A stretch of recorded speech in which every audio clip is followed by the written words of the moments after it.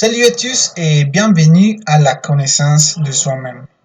Aujourd'hui, on va parler d'un sujet excellent. On va expliquer comment on fabrique l'âme et l'esprit. On va expliquer très bien qu'est-ce que c'est l'âme, qu'est-ce que c'est l'esprit et on va donner des étapes pour commencer à les fabriquer. D'accord? Comme toujours, vous pouvez poser vos questions aux sections des commentaires et on va expliquer, vous pouvez nous écrire si vous avez quelques doutes, quelques questions. D'accord? Commençons. Les objectifs pour aujourd'hui, c'est expliquer qu'est-ce que c'est l'âme, comment on le fabrique, les étapes pour la fabrication et aussi ce qui est l'esprit. Et finalement, on va faire des éclaircissements. D'accord?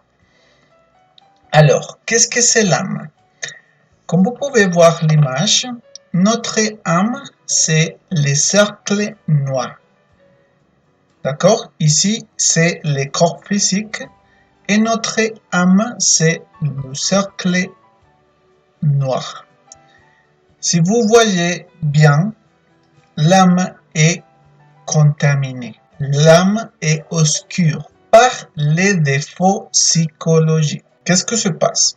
Notre âme est un ensemble de vertus, pouvoirs, des facultés, des forces que chacun de nous a latente dans notre essence. L'essence se trouve dans le cœur. Mais, comme j'ai dit, est contaminée en ce moment. Qu'est-ce que se passe? L'idée, c'est de commencer à la libérer, à la nettoyer pour récupérer notre vertu, pouvoir, faculté, des forces, etc., etc. Je vais vous expliquer qui sont les vertus, les forces, les facultés et les pouvoirs qui constituent l'âme. D'accord? Donc, les vertus. Comme vous pouvez voir, chacun de nos défauts qui a été compris et éliminé devient la vertu contraire au défaut. C'est-à-dire, si vous éliminez, par exemple, les défauts méchants, vous récupérez la sage. Si vous éliminez les défauts paresseux, on va récupérer la vertu travailleur. Et comme ça, chacun de nos défauts a coincé la vertu. D'accord? L'idée, c'est commencer à travailler sur les défauts psychologiques pour récupérer la vertu. La vertu, c'est l'opposé aux défauts psychologiques. Donc, et aussi, on va expliquer les pouvoirs, d'accord? Qu'est-ce qui se passe quand nous commençons à pratiquer le suprasexe avec chasteté, fidélité et amour, avec un couple stable du sexe opposé, on commence à fabriquer des corps existentiels de Dieu, de la conscience. Et quand nous finissons un corps supérieur de la conscience, la nature va nous donner un pouvoir. D'accord? Par exemple, si nous régénérons notre corps physique, on va avoir le pouvoir de manipuler les gnomes et les pygmées.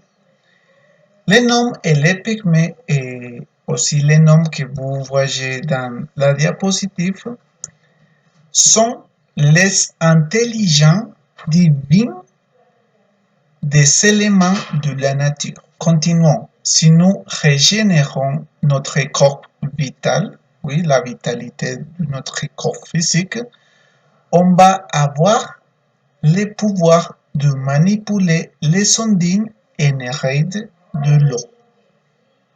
Bien.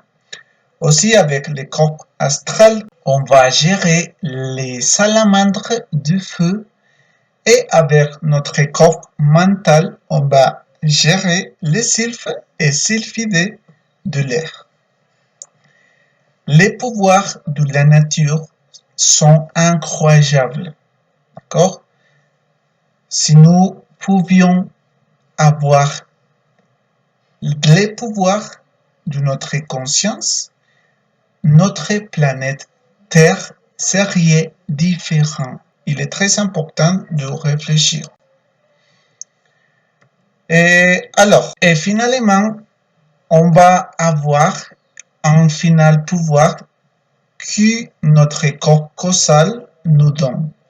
On obtient le pouvoir de gouverner toute la nature.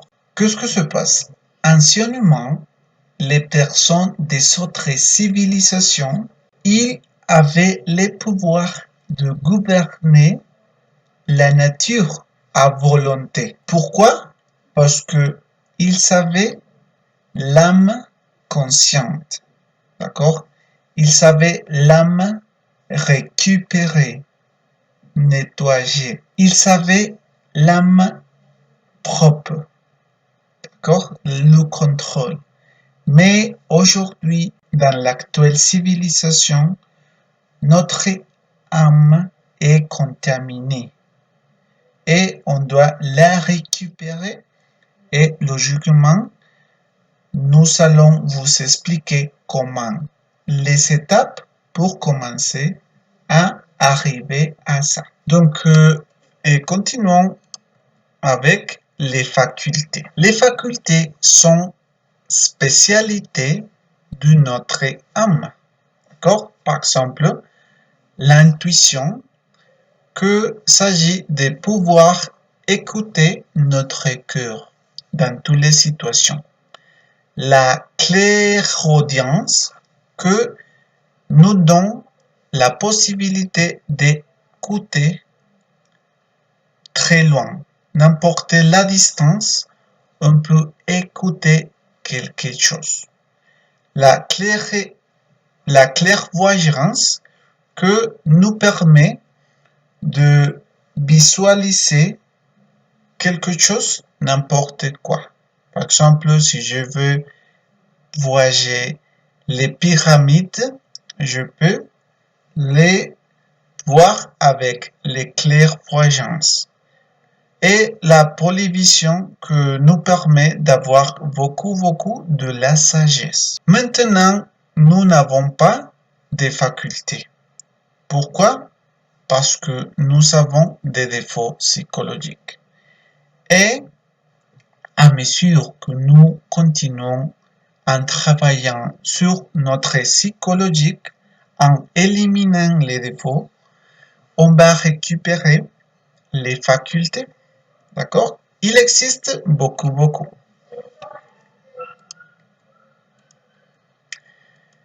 Bien. Et finalement, notre âme est composée par forces. D'accord?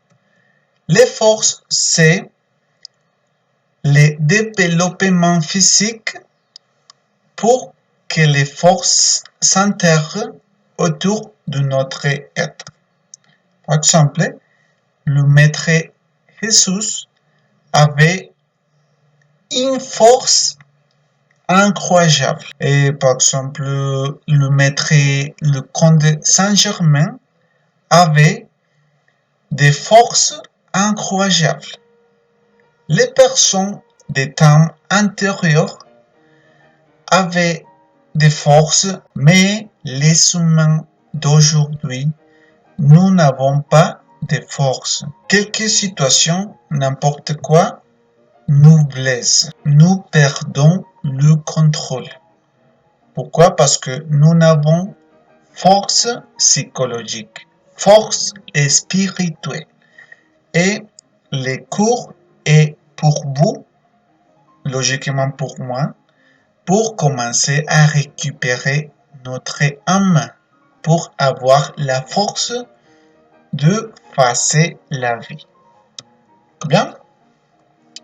Donc, la question suivante, c'est comment est-il fabriqué l'âme? On va expliquer comment. La base pour la fabrication de l'âme est dans les 3 facteurs de la révolution de la conscience. On a l'amour psychologique, le naître aux naissances spirituelles et le sacrifice pour l'humanité. C'est la base. D'accord? Bien, avec la mort psychologique, nous économisons de l'énergie, nous équilibrons les centres et nous libérons la conscience piégée dans le défaut. Si nous commençons à éliminer les pensées, les émotions négatives et positives, les désirs, etc., on va commencer à économiser l'énergie et on va passer à pratiquer la naissance spirituelle. Il s'agit de la création des corps existentiels de l'être dans l'union sexuelle d'un homme et d'une femme, faisant usage sage de notre énergie créatrice sexuelle. Dans la conférence passée, j'ai expliqué la naissance spirituelle. Alors, je vous invite à voir la vidéo.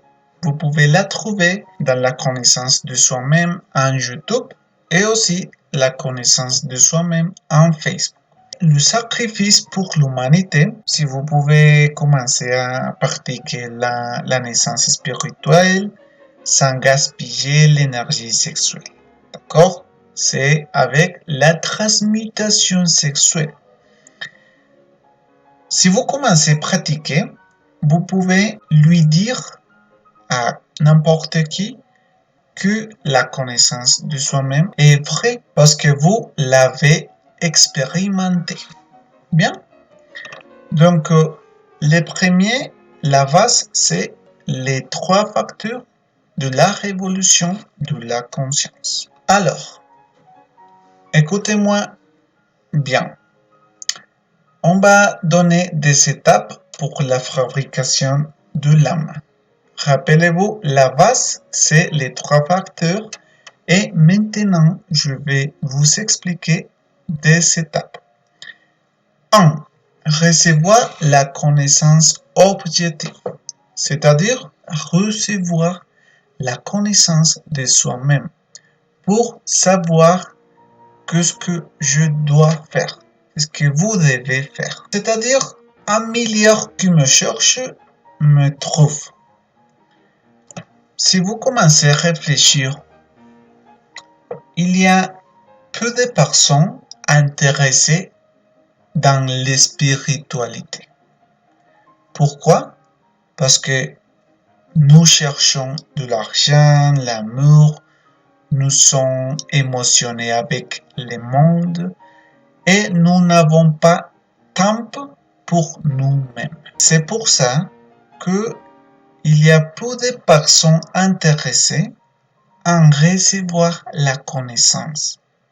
Et il y a peu intéressés à les pratiquer.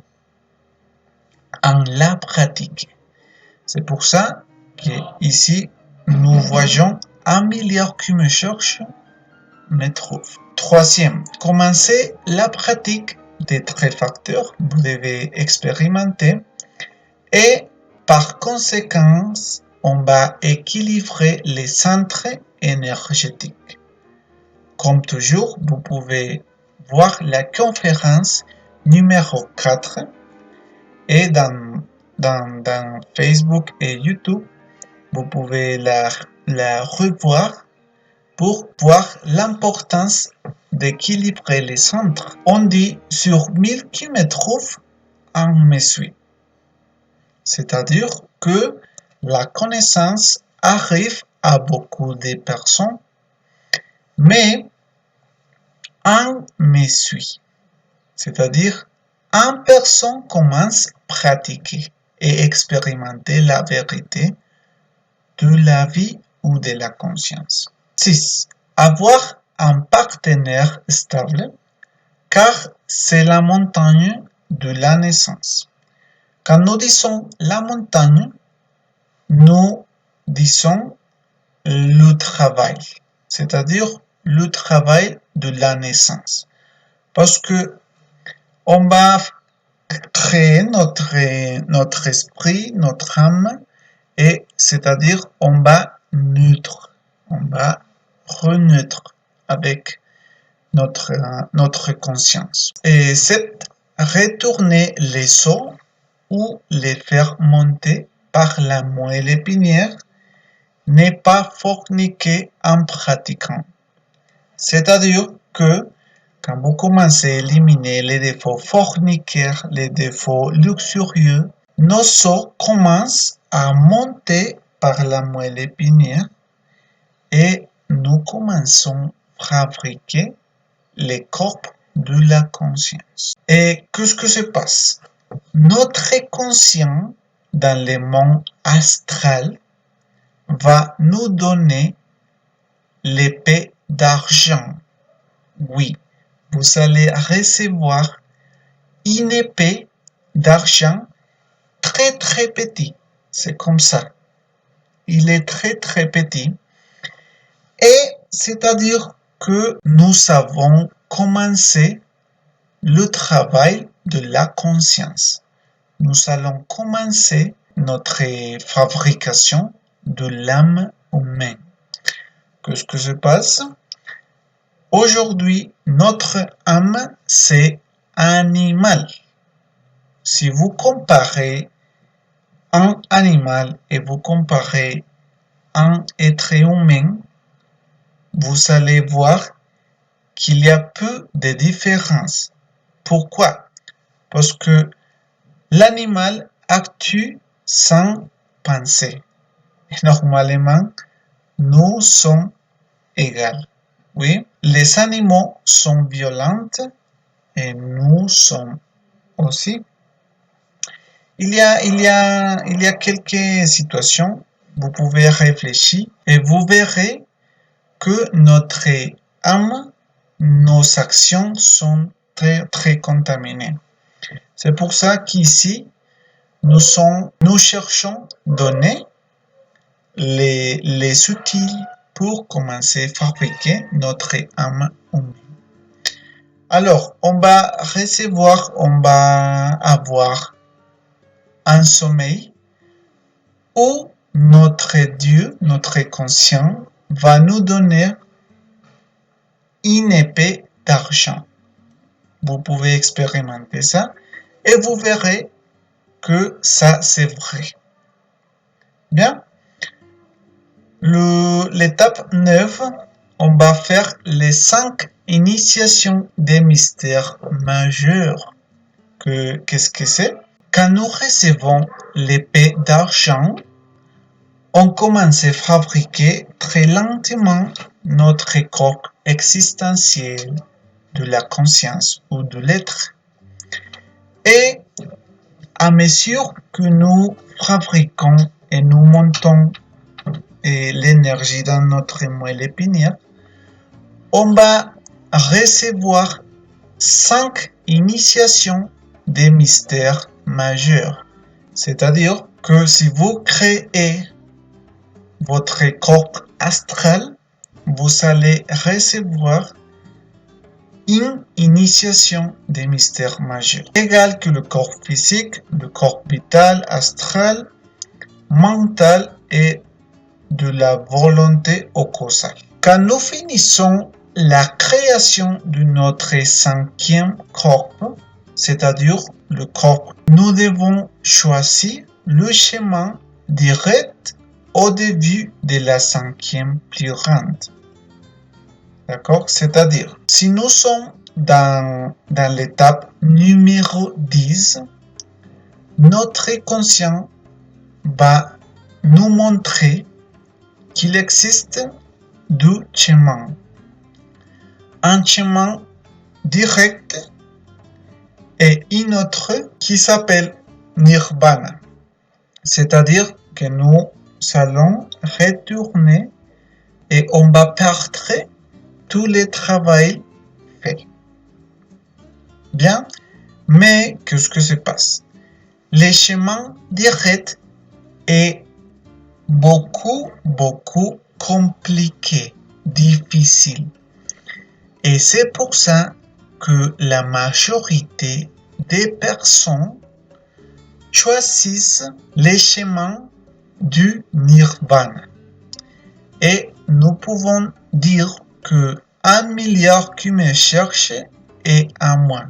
C'est-à-dire que seulement une personne est capable de choisir les chemins directs qui va nous porter au ciel. Une autre chose intéressante, c'est que les chemins du nirvana a beaucoup de tentations, a beaucoup de plaisirs, de pouvoir et de la femme. Il est beaucoup tentant et la majorité des personnes choisissent le chemin.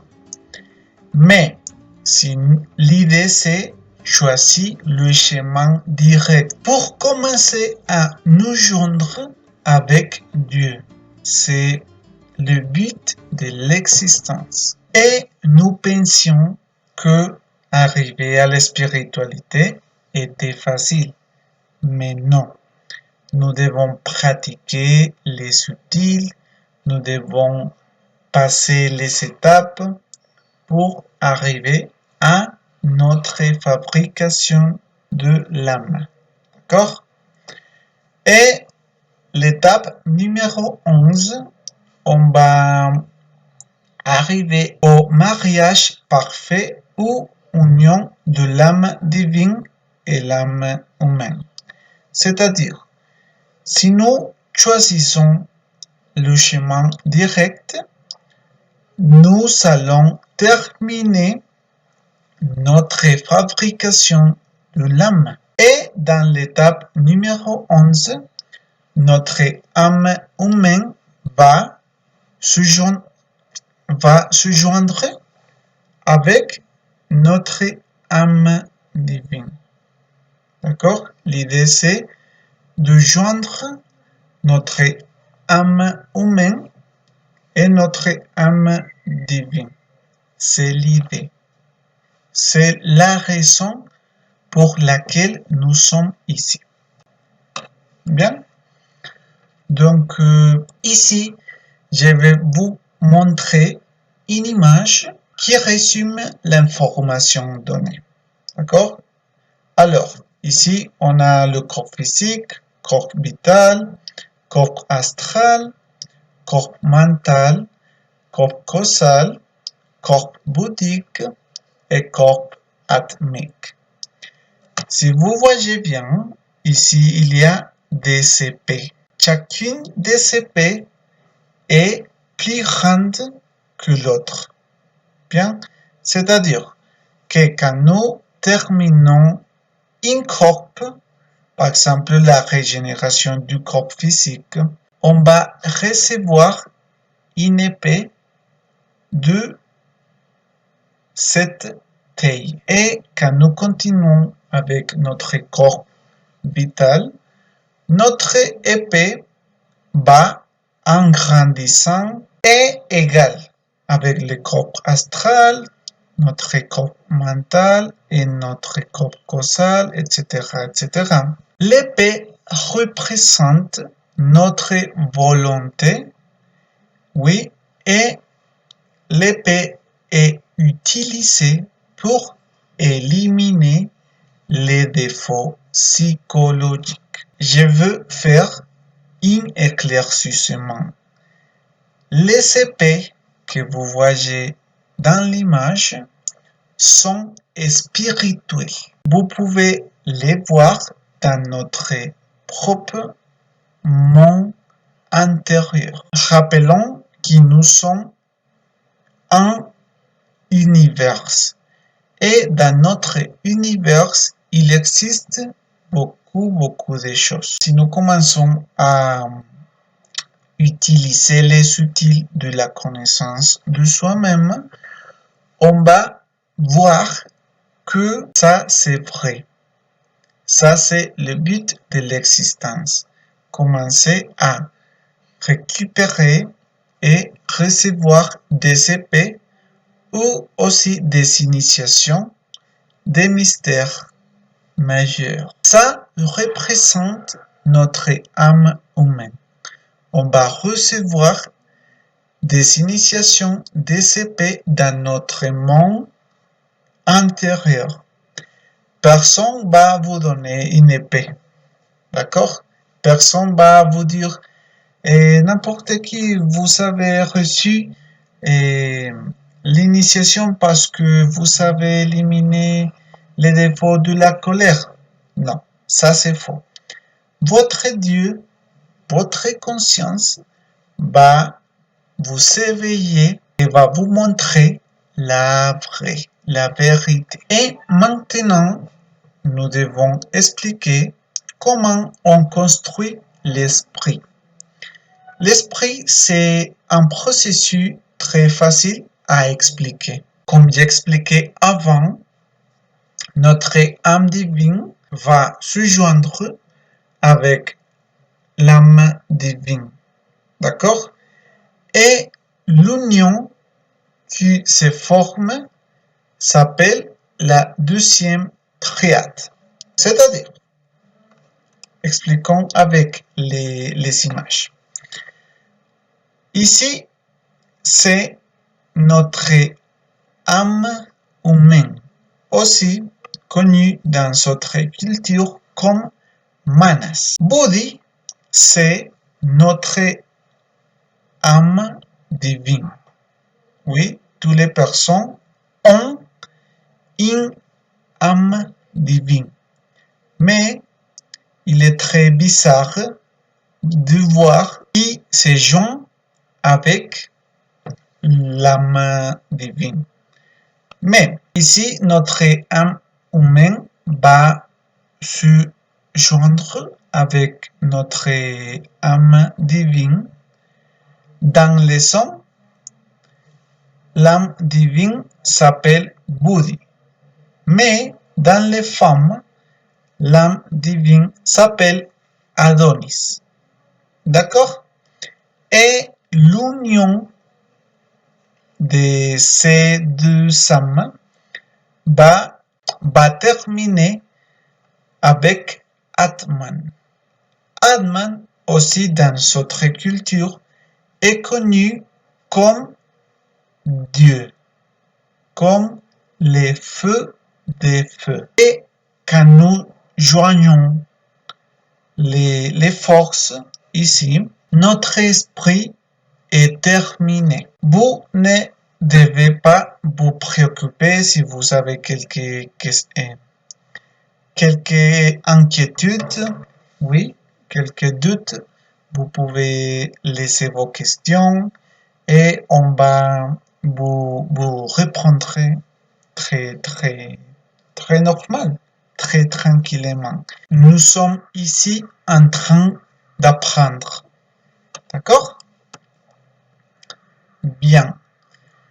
Et bien, ici, il y a quelques questions. Je vais expliquer très rapidement.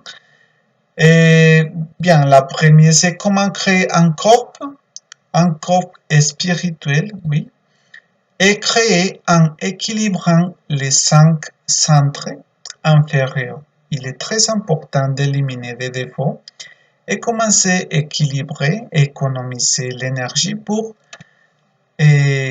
pratiquer le suprasexe avec amour, avec fidélité et castité, etc. Et combien de temps l'âme est-elle créée? Et nous pouvons dire, ça prend 13 ans. D'accord? Ça prend 13 ans. Et peut-on créer des corps uniques? Non. Nous devons pratiquer et chercher une tareille, oui, un partenaire du sexe opposé, car ce travail est très sérieux. Oui, ce travail est très exigeant et très sérieux. Et peut-on créer l'âme en étant castré? Non. Nous devons avoir notre corps physique complet. Les glandes sexuelles en parfait état. Si par exemple nous sommes castrés, nous pouvons réaliser la chirurgie, la récupération pour retourner à récupérer notre corps physique. Bien. Et combien de temps peut-on faire la deuxième montagne, c'est-à-dire la création de l'esprit? Il nous donne 1000 ans. D'accord? Il nous donne 1000 ans. Qu'est-ce que se passe? La spiritualité, c'est quelque chose que nous ne connaissons pas. Nous pensons que nous allons mourir et comme ça. Mais la réalité, c'est que nous pouvons avoir, oui, utiliser notre vie conscientement pour fabriquer notre conscience. Et finalement, pourquoi parmi les meilleurs qui cherchent le chemin, un seul le trouve? Il y a différentes raisons par le karma et beaucoup ont eu la connaissance et l'ont abandonné. Peut-être dans des existences passées, nous avions la connaissance, mais nous avons perdu le temps et on a perdu l'opportunité. Par conséquence, le karma ne va nous permettre de recevoir la connaissance. Si vous cherchez dans l'internet, dans les livres, il y a beaucoup d'idées, d'informations, des contradictions, oui, des théories, mais seulement une est vraie. Et c'est pour ça que je vous invite à expérimenter. Oui, à pratiquer les 3 facteurs pour logiquement parvenir la connaissance de soi-même. Et bien, mes amis, merci beaucoup pour être ici. La prochaine conférence sera la conférence 12. On va expliquer le retour et récurrence. D'accord? Et n'oubliez pas de laisser votre question, de laisser votre like. Et vous pouvez nous suivre dans les Facebook, dans les YouTube et poser vos questions, vos idées. Nous pouvons parler. Vous pouvez aussi m'écrire. Et merci beaucoup pour être ici et à la prochaine.